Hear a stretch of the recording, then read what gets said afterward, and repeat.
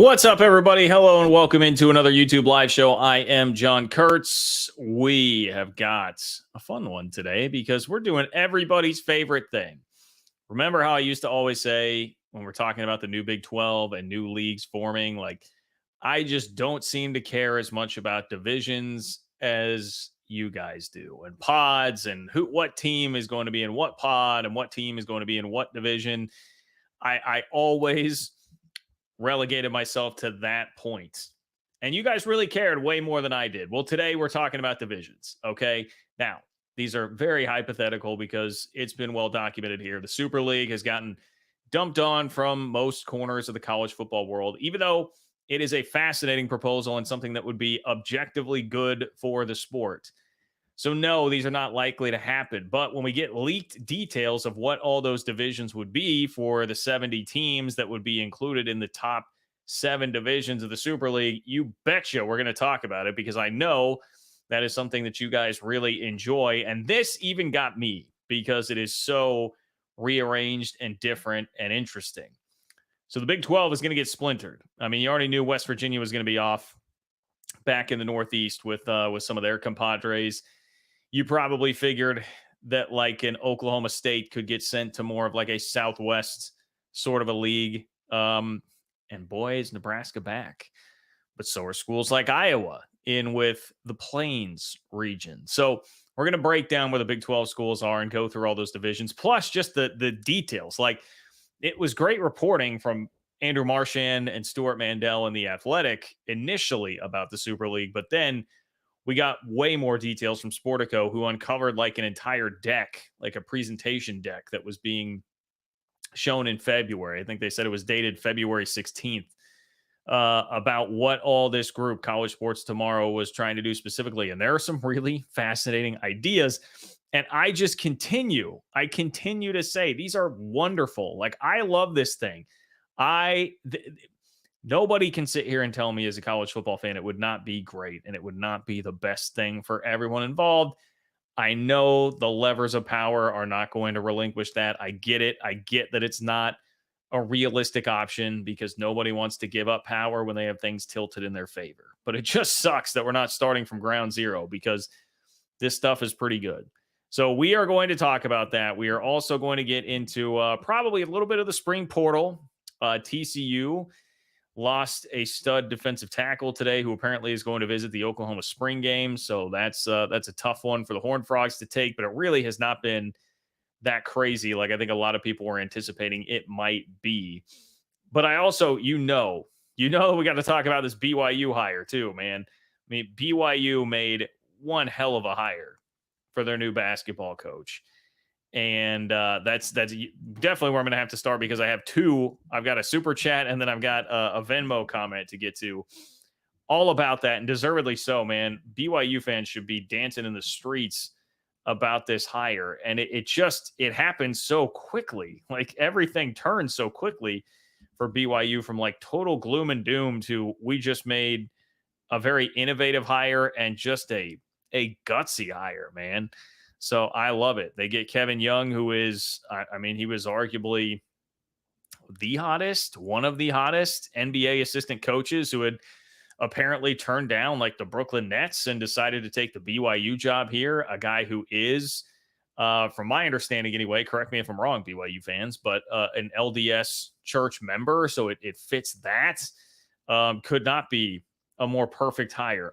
Honestly, look, nothing against Mark Pope. I think the guy had a really good year and is a very good coach. And yeah, like, it's going to be different in college from the NBA, but not as different as it used to be for Kevin Young to come in here. I don't know. That it's Anthony, you said it. You took the words right out of my mouth. I'm going to go ahead and pop this up here because I literally was about to just say this. BYU may have upgraded out of all this, man. BYU may have upgraded in this whole thing when it looked terrible just a couple of days ago. So that's where we're going to start. But that's what I have for you. We also, look, the stuff that we talked about the other day with NIL schools being able to help facilitate NIL deals with collectives, technically, that did pass. That went through by the NCAA board. So that is good. We have that. We also have new transfer rules that have gone in, like nothing earth shattering. It was the response to the legal ruling that took away all transfer restrictions. The NCAA has now passed some rules that basically allow you to transfer whenever, as long as it's during the 2 times throughout the year and you only do it once per year and you are meeting certain academic standards. So we have that to get to too, if we have time. We shall see if we get there. What's the Will Ferrell line? Might hit Home Depot too. I don't know if we'll have time. If you guys have been here before, you know how the drill works. Click the $ below the chat box if you want to be on the show tonight. That will attach a donation to your chat and make it a super chat, which puts it in a separate column for me. So those of you guys who do that have a chance to let your voice be heard, guarantee that you get on the show, control the content of the show, and support the work that I'm doing to bring you conference realignment, college football, college basketball content on a regular basis. Legitimately could not do it without your guys' support, and I appreciate it so immensely, all of you guys who do support in that way. But the same is true if you can just give me one click. If you just like the video, one click really helps out as well, helps out with that YouTube algorithm. And if you go to the comment section of the video, not the live stream comments, but comment section of the video after the fact, that really helps as well if you are leaving comments there. Just spikes that algorithm, and that is what I'm looking for out of you guys. So appreciate everybody who does that. And John-Kurtz-4 on Venmo is the way to chime in if you are not catching this live. If you are watching it after the fact, you can still be a part of the show. John-Kurtz-4 on Venmo. You can submit a donation there with a question or comment, and that is exactly what Clint did. And Clint is thinking along the same lines that I was about BYU's coaching situation. He says, Kevin Young, this looks like a serious upgrade from Pope.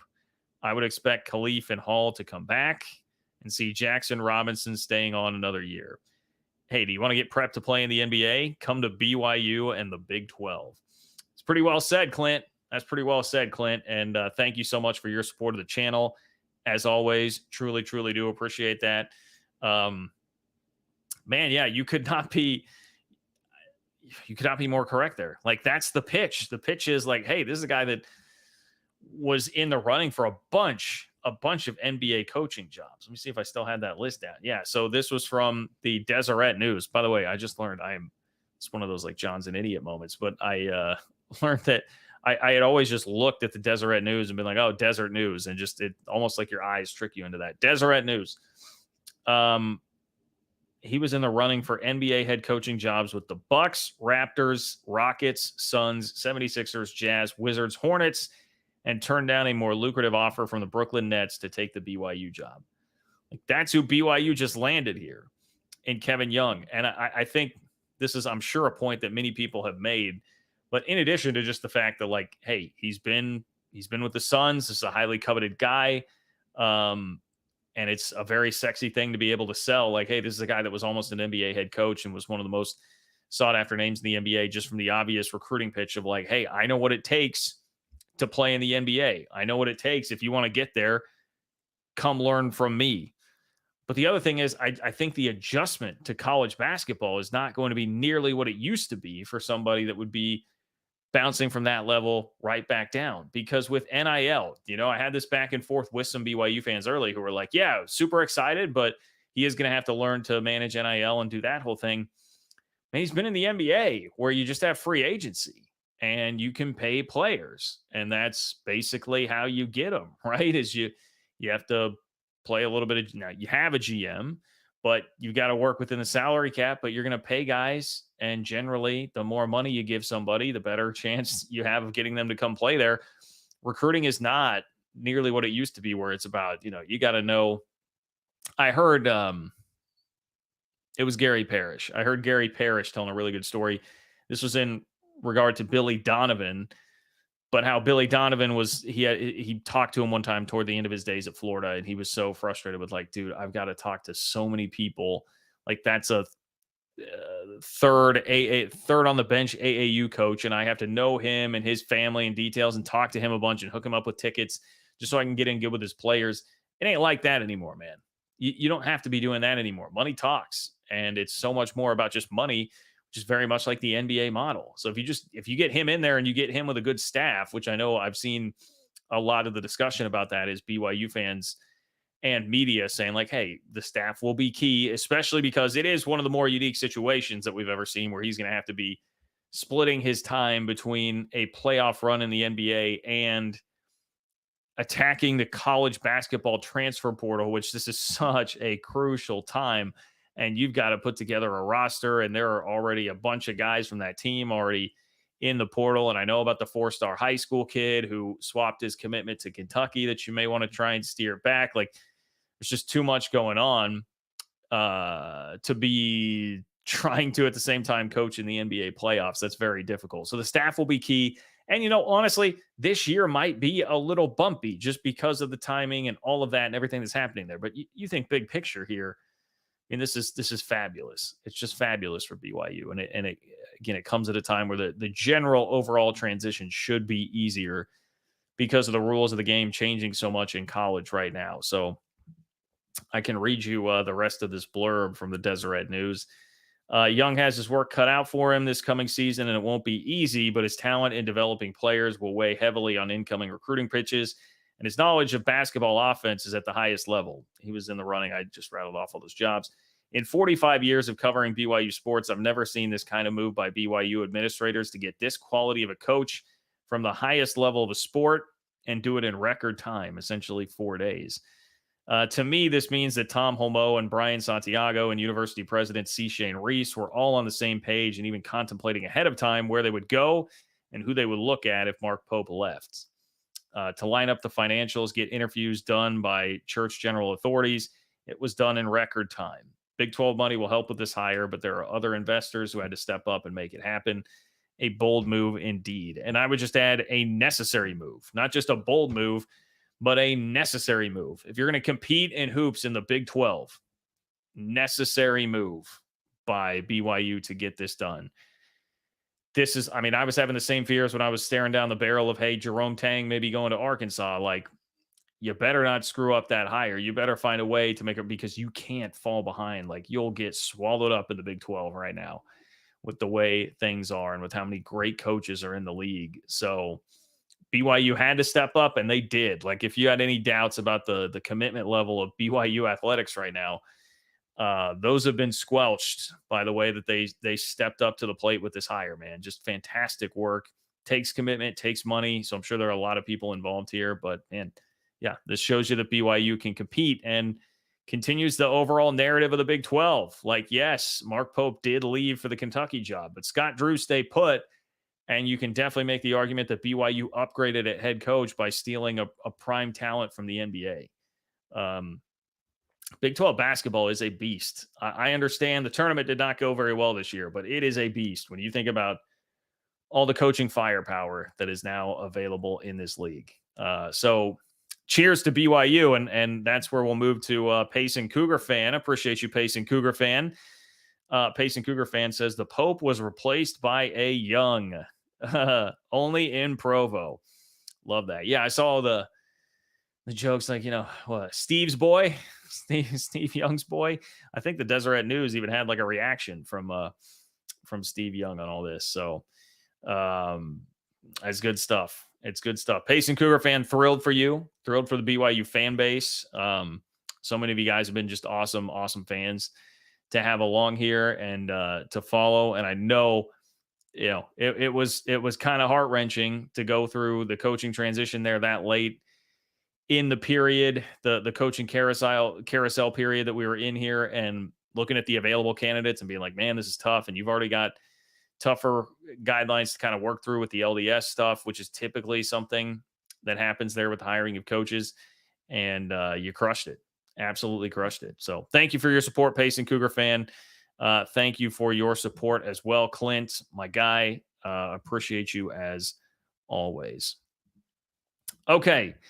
Now let's get to this Super League. You know what? Maybe I can show you the actual leagues here, or the divisions rather, if you hadn't seen this.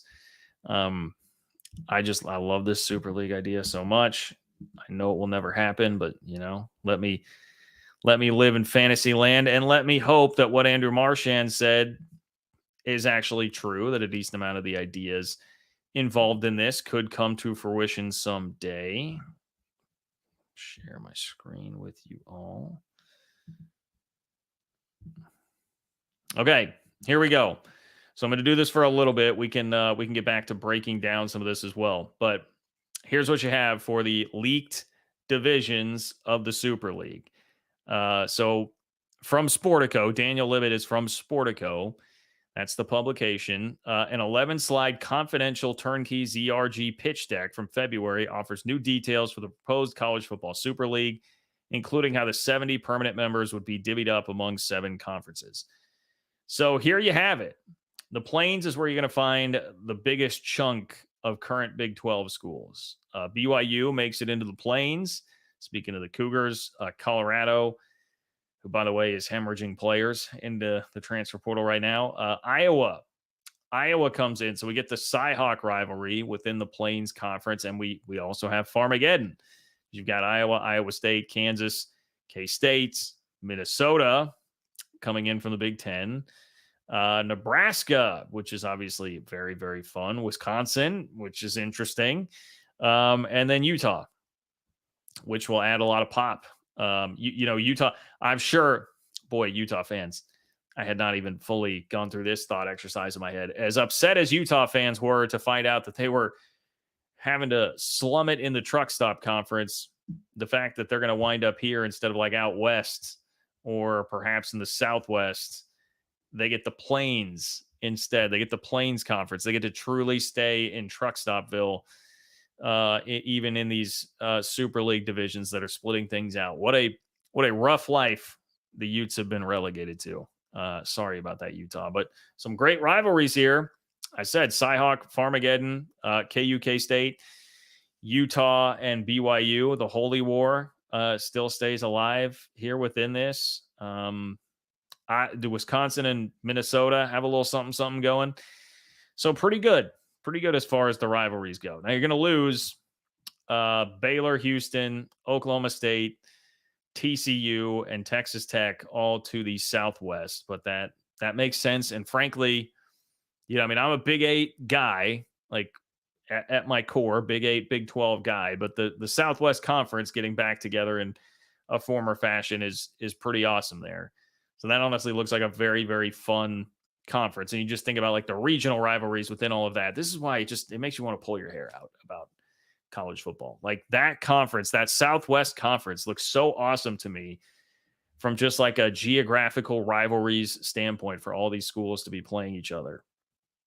Bedlam, obviously, Red River, obviously, you've got Baylor, Texas Tech, you've got TCU, Baylor, SMU, TCU, like the Texas schools getting their cracks at Texas and all of this. Arkansas being involved there is very fun too. That's an awesome league. We get the Pac-12 kind of back together. Obviously, it's a group of 10, but you can get those schools back together that have played together for a very long time and make a lot of sense. And then, as I said, in the Midwest, let me not forget Cincinnati. Cincinnati pops into the Midwest, kind of more of like your traditional Big Ten sort of conference, which interestingly enough also has Missouri. Screams everything that you need to know about Mizzou right now being in the SEC, right? Total Southern kind of team. They're going to wind up in the Midwest here. But yeah, for Cincy, they're going to play in what resembles most the current Big Ten. And then shipped off to the Northeast is West Virginia, which I'm sure this would make Mountaineer fans very, very happy. You're going to be back with Pitt. You're going to be back with Penn State. You get Notre Dame thrown into your division. So that's a nice carrot there too for everybody that's going to be in that league. And just back with more regional partners. Maryland, more fun regional rivalries for the Mountaineers and all of that. Now I know, I saw even with this, like, people in Big Ten and SEC country, like they really love dumping on the Super League. They really love taking all the fun out of this for any of us here. And I saw a lot of complaints about like, oh yeah, like this will ever happen with the divisions. And it was mainly because of what happened in the South. So in the Southeast, like Florida gets pulled into that and leaves a lot of the traditional rivals in the South, so that they would not be in the same division as Alabama, Auburn, Georgia, Kentucky, LSU, Mississippi State, Ole Miss, Tennessee, Vandy. They get pulled out of that and instead are in more of like an ACC centric conference. Clemson, Duke, Florida, Florida State, Miami, NC State, North Carolina, South Carolina. I guess, there's that too. South Carolina gets pulled out of the SEC. And wouldn't you know, of course, it would be the SEC throwing the biggest fit about everything there. But yeah, anyway, I think these are very fun. I think it's a really fun discussion to have about where things would sit with these divisions. And once again, I would just reinforce the opinion that for most people, these would be really cool. The SEC would certainly complain. There would be little examples. And this is what's difficult about this. If you were to do this, it would be so hard to make everybody happy. You just would not be able to make everybody happy. Someone would be upset, whether it is Utah being stuck in the plains or whether it is Florida in the Southeast, and there would have to be a couple feelings really hurt. But in general, this would be better for like your regional traditional rivalries in college football than what we have now. It certainly would be that. So I think they did a solid job with this. I don't know what the swap for Florida would be in this. If you wanted to, who would we take and put? I mean, if you wanted to swap them and like Georgia Tech or something like that and get them back in the SEC a little bit closer there, that might be a possible solution. But I think they did a solid job with that. So there you have it. There are the proposed Super League divisions in the turnkey ZRG College Sports Tomorrow proposal. But we have a lot more to go through than just that. Did I read to you? Sportico recently obtained a confidential pitch deck, which was circulated by the group in mid-February. Document contains a number of previously unreported details, including a specific plan for sharing broadcast revenue with players, a 40-game spring football festival. All right, you ready for a spring football festival? 40-game spring football festival, and a preliminary look at how the Super League's 70 permanent members might be arranged in the 7 leagues, which we just did. All right, let me get to a couple of super chats here before we dive into the rest of the details, because there are plenty of other details here about this. Papa Bravo, what's up, Papa Bravo? Thank you for being here and your support of the channel. Always love seeing you. Papa Bravo says, maybe schools just start trading players like the pros. We'll give you 2 3-star players for 1 4-star, maybe minimum NIL package deals, just eliminate the portal altogether. Well, it's very interesting you say that, Papa Bravo, because it's not that specifically. That is later on in the details of the College Sports Tomorrow proposal, but there is something like that where there would be compensation if you did lose a player to another school. There are certain limits placed on the transfer portal. Like everybody, this is what also kills me. Like there's got to be a pretty huge overlap between SEC and Big Ten fans who would be saying NIL and the portal is killing college football and these kids are quitters and we don't pay attention. They're not getting their degrees and stuff. And this proposal actually does a lot to try to work towards a little bit more commitment from the players to the school and more commitment from the school to the player while still giving them some flexibility and freedom. Like it's such a well thought out idea, all of this, all the way around. So you're on to something, I think, Papa Bravo. You are on to something that this would start to move you in that direction a little bit. Not completely. And yeah, if you could actually execute trades, that would be wildly fascinating to see how that would go. No portal. That, again, part of the problem, if you did that, you would also, this would have to be something that would be like collectively bargained and you'd be revenue sharing and all these different things and have contracts being signed. Like it would be the entire system would have to resemble more of what professional sports is like right now, as opposed to what we have in the current ecosystem. That really wouldn't fly that much, takes away some of the freedom of the players. But if you could collectively bargain that and just get everybody involved, like, hey, these are employees, they're going to sign contracts. And then, maybe you can have a little bit more of that going on. It would make a little bit more sense. But it's a fun idea. It's definitely a fun idea. I mean, coaches would love it if they have the veto power on that. And now all of a sudden, like, I get to make the decisions on trades. I can tell you very much that coaches would be in favor of that. But appreciate you, Papa Bravo. Thank you. Robert, what's up, Robert? Appreciate you being here. Thank you for your support of the channel as always. Robert says, a little late. Great job of not only getting Marchand, but your interview of him was well done. Thank you. K-State degree of communications paying dividends. Yes, my good old state school, Truck Stopville, USA comms degree. It's worked wonders for me, Robert, and it continues to do so. So, yeah, look, those videos didn't get a ton of views in part because, you win some, you lose some. I probably did not title them well enough. People weren't as interested in the private equity aspect of it, which I used as a title for one of those videos. But like I'm telling you, Marchand was just so good on this and so insightful that I would highly encourage you to go find those two videos that I did last week. Thought they were just very, very well done. And he's just such a good get and such a good guest. So, yeah, I very much appreciate him and his time. Rackham from Robert. So appreciate the K-State love there, Robert. And thank you for your love of the channel, man. Our Web points out, thank you, Our Web, for being here, that Oklahoma and Oklahoma State were Southwest Conference charter members. I'm not sure I actually knew that. I feel like I should have known that, but I'm not sure that I actually did. I mean, it makes sense. It makes sense. That would be such a dope conference, man. That would be fun. That would be fun to have them playing all of the Southwest schools. And it makes sense. Like, yes, Big 8, Big 12, all of that. But this, I'm willing to relinquish that to unleash them on all of the Texas schools to be involved there. So Our Web is showing us there's even historical context for that. So thank you, Our Web. Love to see you here in the chat, as always.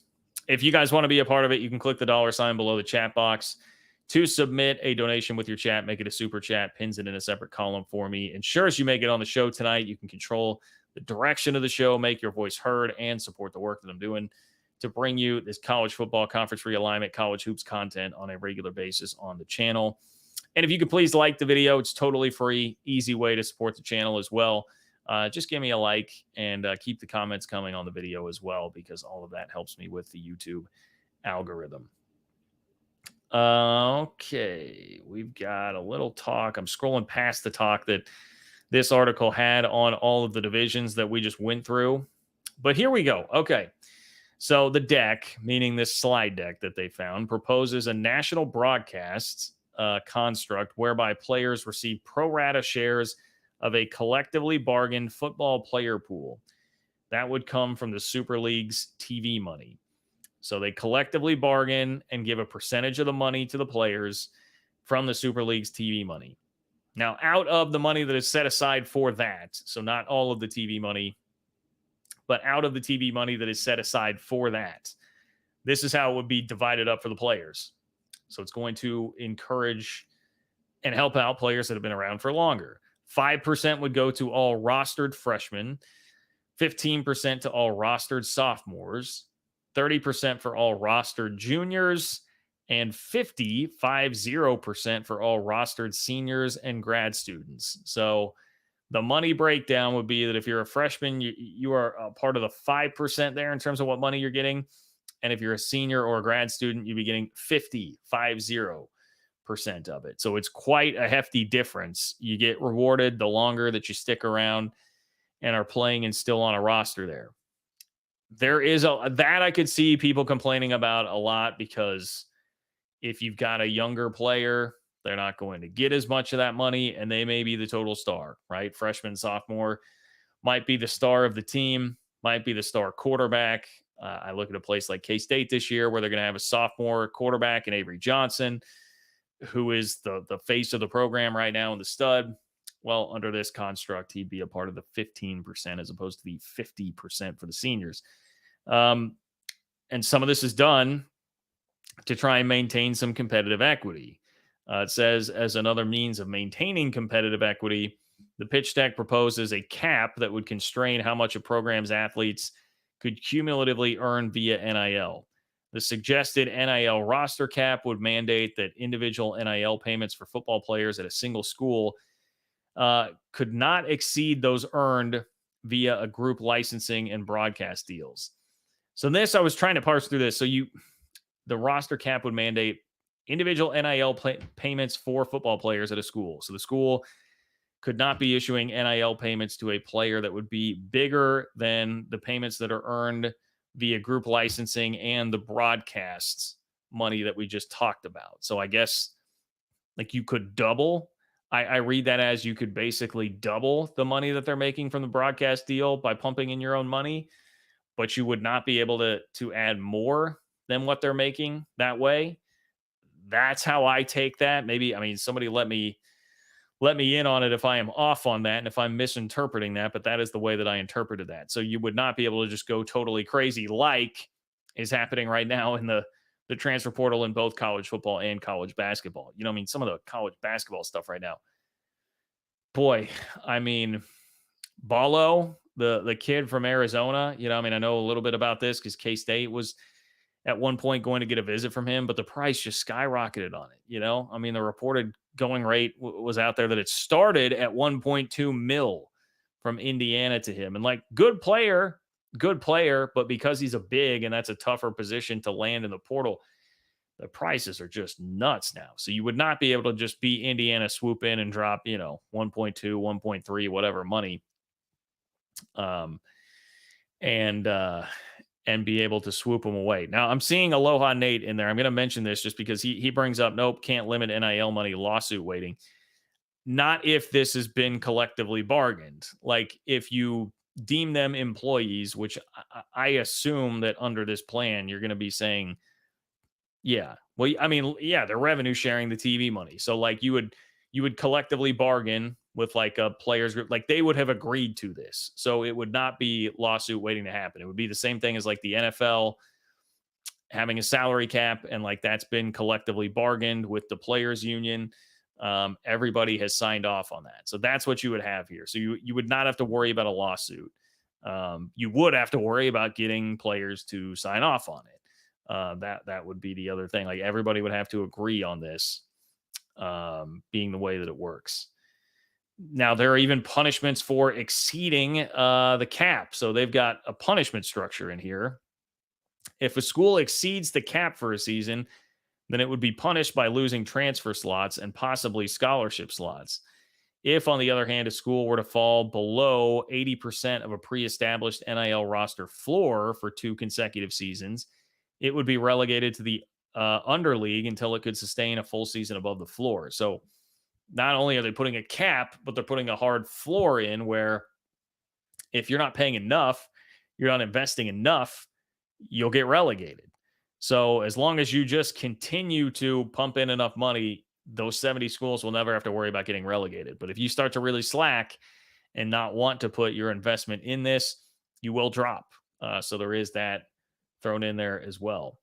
I feel like, yeah, they just thought of so many. It's very thoughtful. They've thought of so many different angles throughout this entire proposal. The pitch deck proposes a 14-game regular season played across. So 14 games of a regular season, and you've only got 9 other teams in your division. That would allow for a lot of cross-division play.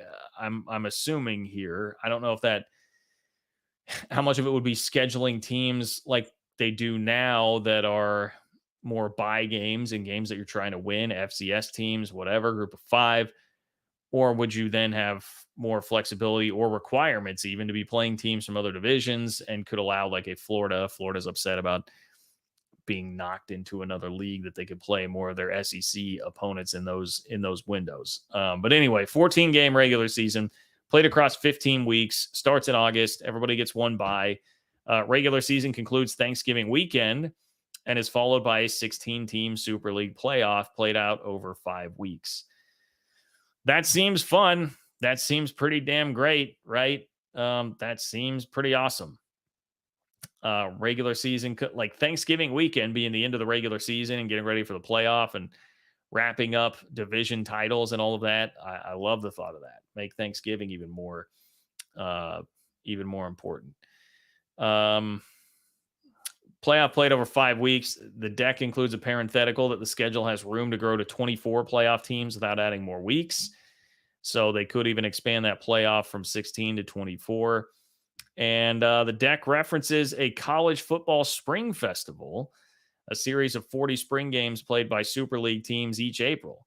Those games could include concerts and other auxiliary events, an apparent push toward further commercializing spring exhibitions that are growing in popularity and prominence. And my only thought on this will be for my K-State fans out there. My only thought on this is, damn, how far ahead of his time was Ron Prince?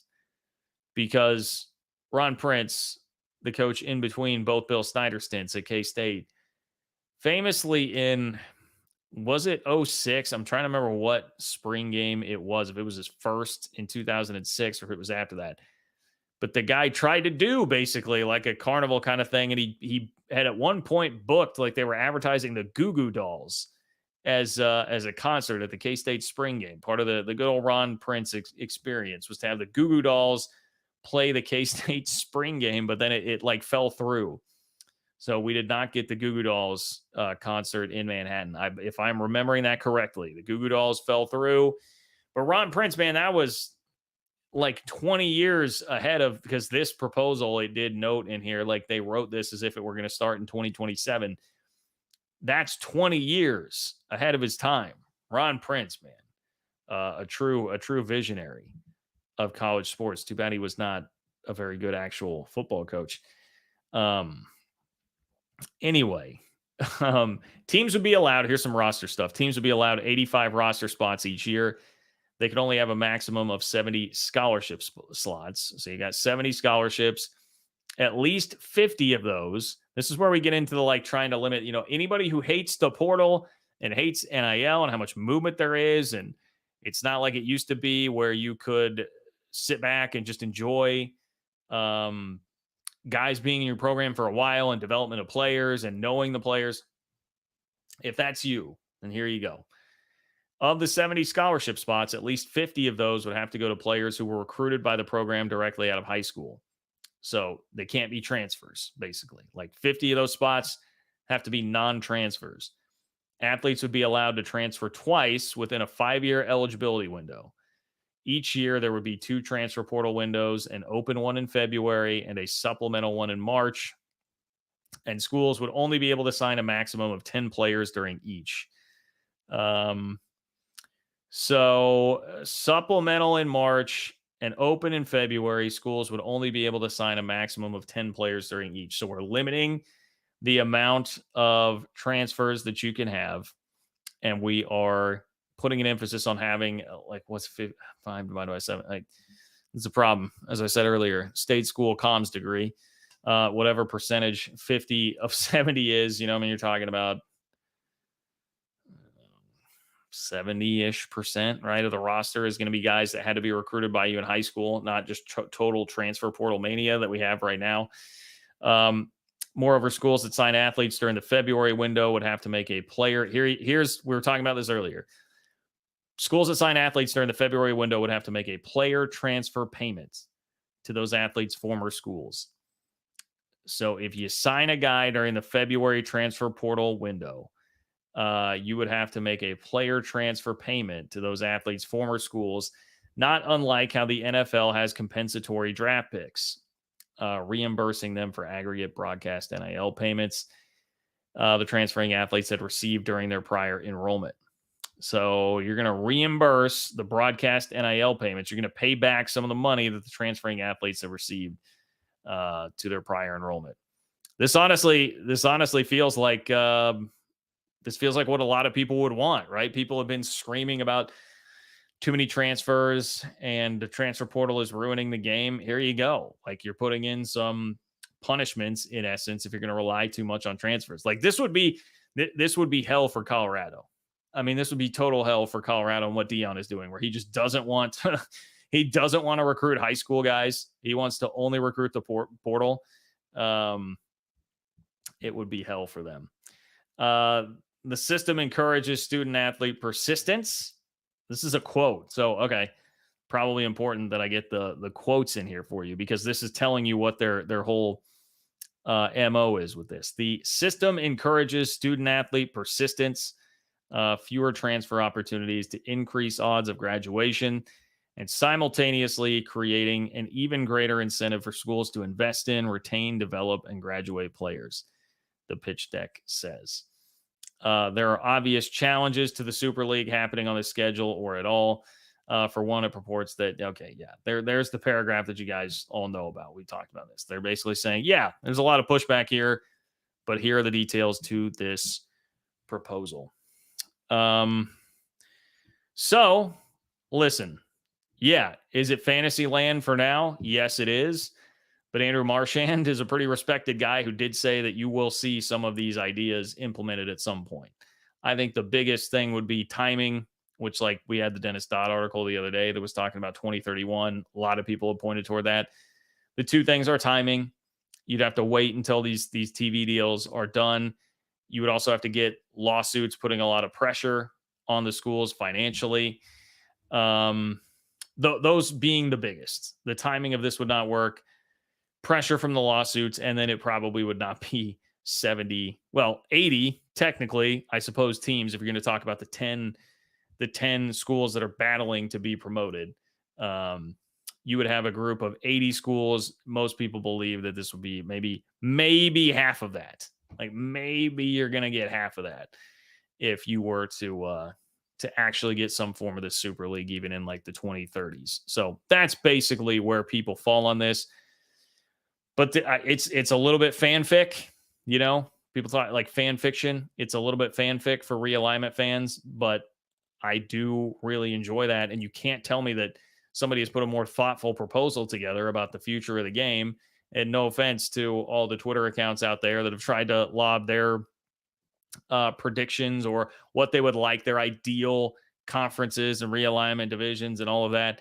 No offense to anybody else out there, but this is pretty well thought out from different aspects of the game and trying to take care of the things that are the major problems right now. Like, there are so many problems in the sport. This does as good a job as anybody at trying to address all of those. And I will scream it until the cows come home, man. I will scream it until the cows come home. So people can hate on it. It's the off season. That's another part of this too, why it is that we are still sitting here talking about it, but we're getting more and more details trickling out about it. These are power players, at least in the NFL, a power player, and then some people that are pretty high up in college athletics that have spent a lot of time putting this together.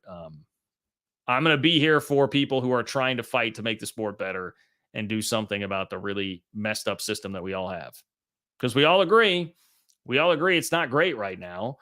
We all agree this is not a very good system and that money and greed has been winning out above everything else. We all agree with that. We all agree that the current NIL model is unsustainable. I just heard another coach say that today. Current NIL model is unsustainable. This transfer portal window in the spring is crazy. Like, we know that all of these things are things that people agree on right now and are problems within the sport. So people are trying to do something about it. And I'm going to at least acknowledge that this is a good effort at doing that. That's where I'm at. Aloha Nate. What's up, Aloha Nate?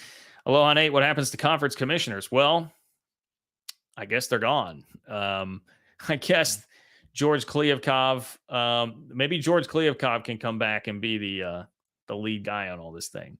I don't know. Doesn't appear that there was anything in the deck about conference commissioners. I think they would probably, and this is why, like a Greg Sankey and Tony Petitti, you're asking them to not only relinquish their league's power, but relinquish their role in it and the guy that's in charge of that. Where Sankey is basically the czar of college football right now. Yeah, I mean, good luck. Good luck making that actually happen. Probably would not. It would take a lot of things to force people to kind of push you into that spot. Push the leagues into that spot to make it happen.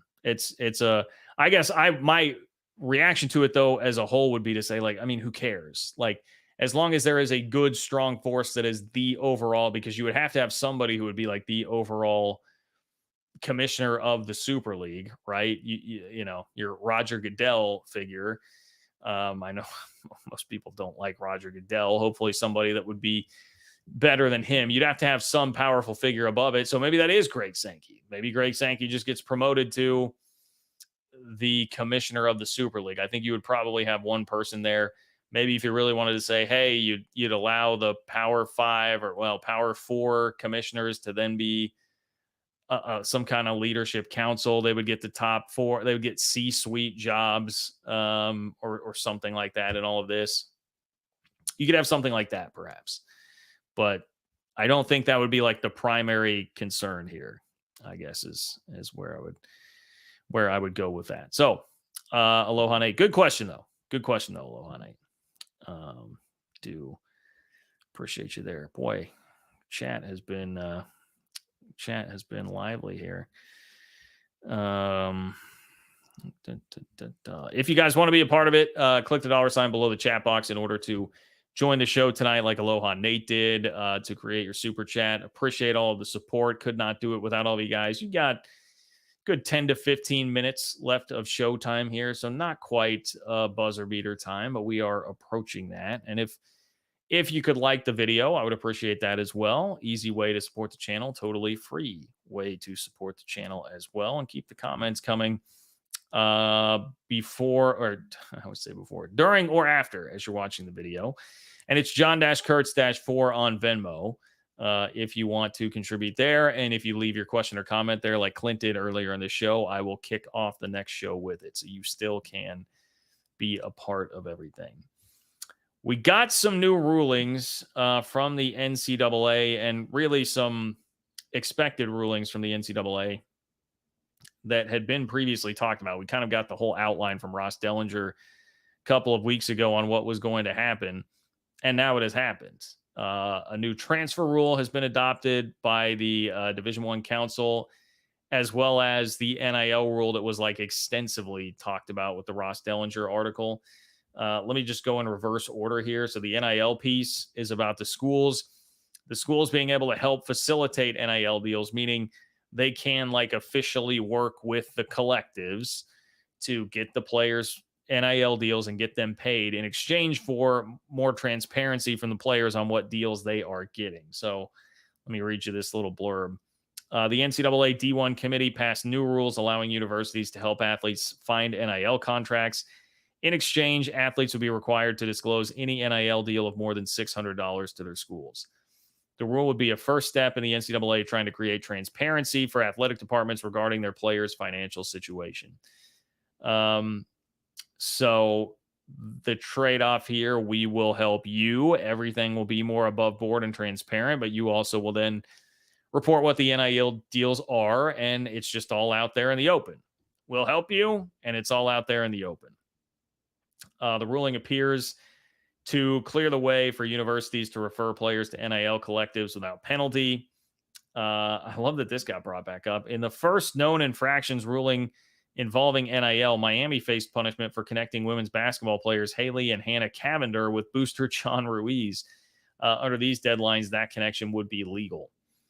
Hell of an example to bring up. I had forgotten about that. We're going all the way back to the guy at Miami who was going rogue, paying players too much, and the NCAA cracking down on that. But that was all in response to Tennessee took up their case. They took it to the legal system when the NCAA decided to like randomly decide to weigh in and punish them for pushing their star quarterback through a collective and a deal there. And of course, the NCAA got beat once again in court, and that was not a good thing for the NCAA. They realized where they're at on this. They get the NIL deal passed, and then they also now have a transfer rule passed, which is a response to what happened in West Virginia, which I know West Virginia fans are very familiar with all of that. Multi-time transfers were all of a sudden allowed when the NCAA had been trying to outlaw that, and they were allowed because they got beaten down in court when that got taken to court. Like, hey, you can't restrict this guy. So there had been no restrictions here. This will at least put like a little bit of something there, and it's going to have to do with academic requirements and being only once per season. So here's what we've got. A new NCAA transfer rule will allow all undergraduate athletes to transfer and play immediately if they meet specific academic requirements, as the Division I Council on Wednesday approved emergency legislation announced by the NCAA. The decision isn't final until the meetings end on Thursday, and the rule still needs to be formally approved by the NCAA's executive board Monday, but that is expected to be a formality. The rule will provide immediate eligibility to any athletes who have transferred during the 23-24 academic year, including the football players who entered the transfer portal Tuesday, and during this window, as long as they are academically eligible and meeting progress toward degree requirements at their new school. The legislation will not limit the number of times an athlete can transfer. So this is not like what we just read about the Super League proposal. No limit on the number of times an athlete can transfer. There are still 2 transfer windows, but they can't transfer mid-year, and they can't play for a second school in the same season. So you still got to abide by the 2 windows to leave, and you can't be playing for one team for part of the year and another team for the other part of the year. And you got to be meeting the academic requirements, which this would seem to be in response. There's a good quote that I'm going to read to you from Dan Lanning at Oregon that is about, I think, a lot of what is being discussed here, which is like, yeah, we still got to have these kids getting degrees. And if you're transferring 6 times throughout your college career, it does get hard. You know, what credits are transferring one place, what aren't. We still want the kids to wind up with a degree. So you got to maintain some level of academic standing to be eligible to transfer here. So it says the legislation will not limit the number of times an athlete can transfer, but they can't transfer mid-year and play for a second school. Although the new rule is tied to academic progress, some in college athletics have expressed concern about the long-term implication for graduation rates. And here's what Dan Lanning said, quote, "One of the questions we have to ask ourselves is, at what point does the degree still matter? I think it's going to make it harder and harder if guys become multi-year transfers for them to actually have a college degree. If you graduate, there's a lot of times it makes sense. Change schools as many times as you want if you graduate. But on the same note, if somebody's changing schools 3 times, I'm wondering what their progress towards a degree really looks like." I think that's something everyone probably should have some awareness of. So there you go. Dan Lanning, worried about the kids, worried about the degrees. And look, I mean, fair enough point. I can't imagine how tough it would be on your degree to travel or to transfer that many times to different schools. And the whole idea is, yes, again, in the end, right, the student athlete, they should probably be getting degrees throughout all of this. But I would also just add that that's never really been the number one concern, right? Like I can remember a former K-State player who was a fairly high-profile player on a really good K-State team, and he was talking about after the fact, like, yeah, I kind of got just pushed into, I think it was like a sociology degree. I don't, not to take out sociology or something, but it was like some degree that was not really very helpful to him, where he was like, they kind of pushed me there because it was the easiest way for me to stay eligible. Less classwork, less load, so stuff like that has been happening forever. But I guess at least we're gonna feign some level of care for that here with what's happening in the transfer legislation that's been thrown out. Previously, the NCAA's one-time transfer rule allowed athletes to play immediately at the first school they transferred to, but they then had to sit out a year if they transferred again or apply to the NCAA for a waiver to compete immediately. Here's the part about West Virginia. In December, the NCAA proposed this policy in reaction to a West Virginia judge's ruling intended to stop the organization from enforcing its bylaw, barring athletes from transferring multiple times and playing right away. The NCAA agreed to terms on a preliminary injunction that runs through at least the end of the academic year.